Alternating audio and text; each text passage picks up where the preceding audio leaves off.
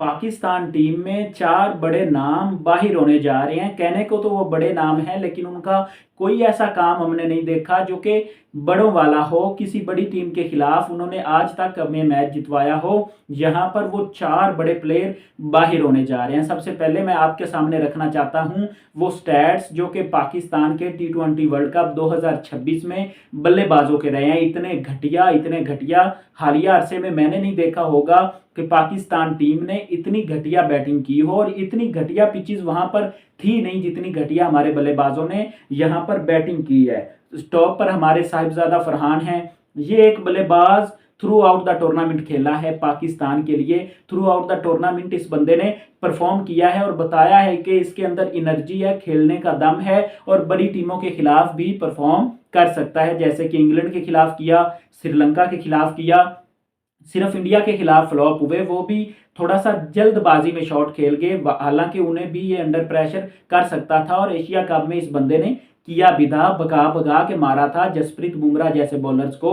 अब यहाँ पर साहिबजादा फरहान की 6 इनिंग्स हैं, 383 रन हैं, हाईएस्ट उनका 100 है। यहाँ पर एवरेज जो उनकी है वो 77 की है, और स्ट्राइक रेट 160 का है। अब यहाँ पर अगर हम बात करें, शादाब खान दूसरे नंबर पर हैं, 6 इनिंग्स में 118 रन, 36 जो हैं हाईएस्ट, अगेंस्ट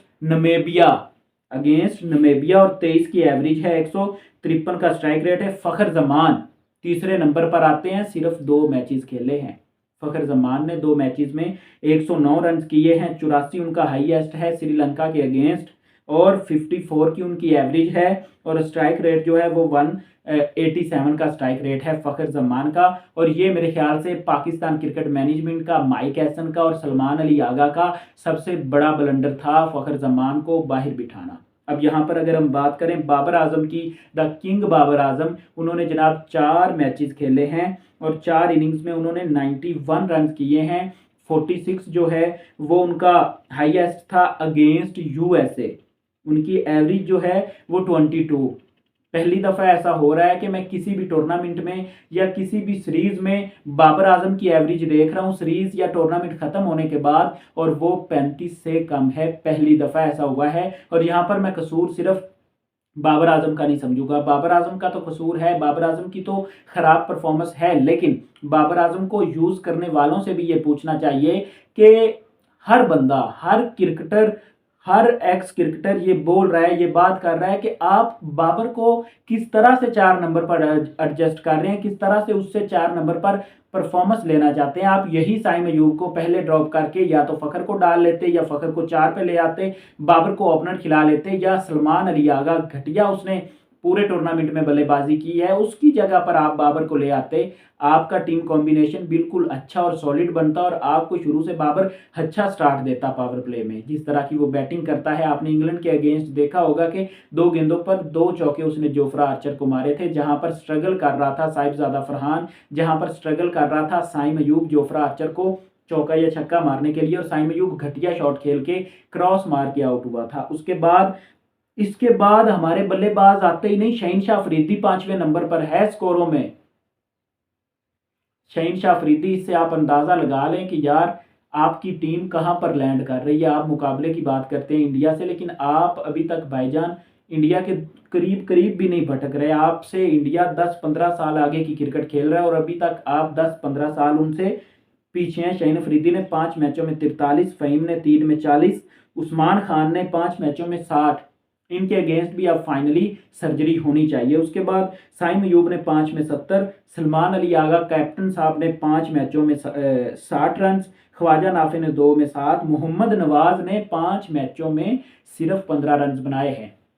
इससे आप अंदाज़ा लगा सकते हैं कि किस किस्म की क्रिकेट हमारे ऑलराउंडर्स ने खेली, हमारे बल्लेबाजों ने खेली, और फिर हमारे बॉलर्स ने थ्रू आउट द टूर्नामेंट किस तरह की घटिया बॉलिंग करवाई है। अब यहाँ पर बाबर आजम, जो कि सबसे पहली सर्जरी के नाम पर उसे निकाला जाएगा, क्योंकि इन्होंने बाबर आजम का यूज़ आकिब जवेद ने गलत करवाया, क्योंकि आकिब जवेद ने इस टूर्नामेंट के बाद बाबर को दूर दूर तक भी T20 में नहीं आने देना था, और यही वजह थी कि उन्होंने बाबर आजम को बाहर करना था। उन्हें कोई वजह ढूंढनी थी। इस वजह से माइक हैसन प्रेस कॉन्फ्रेंस में भी आके बोलता था कि पावर प्ले में बाबर को नहीं भेजेंगे, 10 ओवर के बाद बाबर को नहीं भेजेंगे, यानी कि फिर बाबर को आप ले ही घर जाएं, उसे भेजना कहाँ पर था आपने। आपने एक अच्छे सेट बल्लेबाज को एक ले दे के पाकिस्तान के पास बैट्समैन आया था, आपने उसकी टेक्निक को खराब कर दिया स्ट्राइक रेट के चक्कर में। वो उमर गुल ने सही बोला है, उमर गुल ने ये कहा कि स्ट्राइक रेट के चक्कर में आपने पाकिस्तान का प्राइम बल्लेबाज जो है वो खत्म कर दिया, खराब कर दिया। अब सबसे पहली सर्जरी होगी बाबर आजम के अगेंस्ट, दूसरे नंबर पर उस्मान खान के अगेंस्ट, और तीसरे नंबर पर जनाब मोहम्मद नवाज को बाहर निकाला जाएगा। हालांकि मोहम्मद नवाज इस टूर्नामेंट से पहले अच्छी परफॉर्मेंस दे रहे थे, लेकिन उसे निकाला जाएगा क्योंकि वो उनको पसंद नहीं है ना। और चौथे नंबर पर जनाब आपके साइम अयूब को निकाला जाएगा। ये 4 बंदे इस टाइम सर्जरी इन पर होने वाली है, और ये सर्जरी के नाम पर इन 4 बंदों को निकाला जाएगा, शादाब को नहीं निकाला जाएगा। ये हतमी फैसला कर लिया गया है, और शादाब को वो अगला कैप्टन सोच रहे हैं कि शादाब को अगला कप्तान बनाया जाए। भाई साहब, जिसकी जगह नहीं टीम में बनती, आप ये कैसे सोच रहे हैं कि उसे आप नेक्स्ट कैप्टन बनाने जा रहे हैं? लेकिन ऐसा पाकिस्तान में होता है, और पाकिस्तान में दोबारा होने वाला है। ये आप आने वाले दिनों में देखेंगे कि ये ज़बरदस्ती शादाब खान को कप्तान भी बनाएंगे, उस बंदे को जिसकी अपनी परफॉर्मेंस नहीं है, जिसको बॉल फेंकना नहीं आती, जब एक छक्का लग जाए तो हाफ वॉली करवाने लग जाता है, जिसे कोई गली मोहल्ले का क्रिकेटर हो उसे सेंस ही नहीं आई। 12 साल उसे हो चुके हैं पाकिस्तान से खेलते हुए, लेकिन स्टिल उसे इतनी सेंस ही नहीं है कि उसे बॉलिंग किस तरह से करनी है, बल्लेबाजी किस तरह से करनी है। लेकिन ये पाकिस्तान है, यहाँ पर सब चलता है।